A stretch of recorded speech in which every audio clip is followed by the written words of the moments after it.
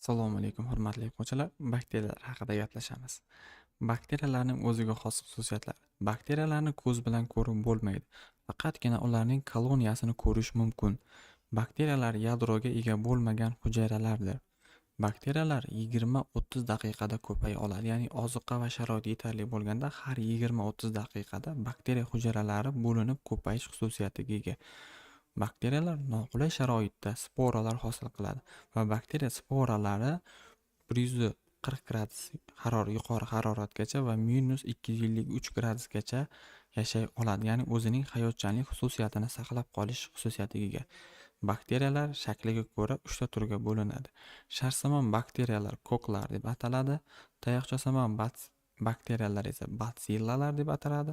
Bo'ralgan yoki spiralsimon bakteriyalar vibrion va spirillalar deb ataladi. Demak, shakliga ko'ra mana shunday 3 ta guruhga bo'linadi. Ayrim bakteriyalar bilan tanishib chiqamiz. Achituvchi bakteriyalar. Achituvchi bakteriyalar uglevodli mahsulotlarni kislotalarga, organik kislotalargacha parchalaydi.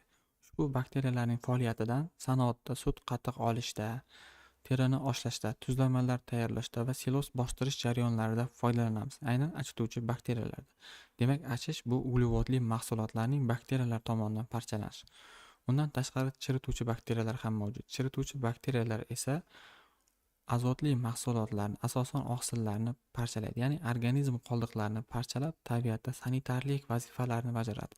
Undan tashqari bu bakteriyalar oziq-ovqat mahsulotlarining ham buzilib qolishiga sababchi bo'ladi, ya'ni chirishiga olib keladi. Tuganak bakteriyalar, foydali bakteriyalar.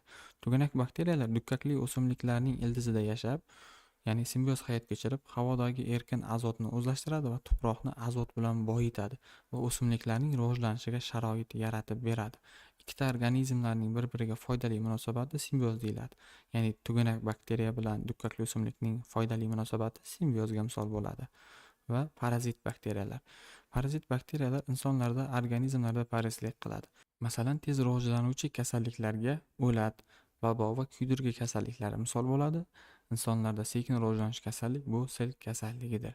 Bakteriyalar haqida qisqacha yetkazmoqchi bo'lganlarim shulardan iborat edi. E'tiboringiz uchun rahmat.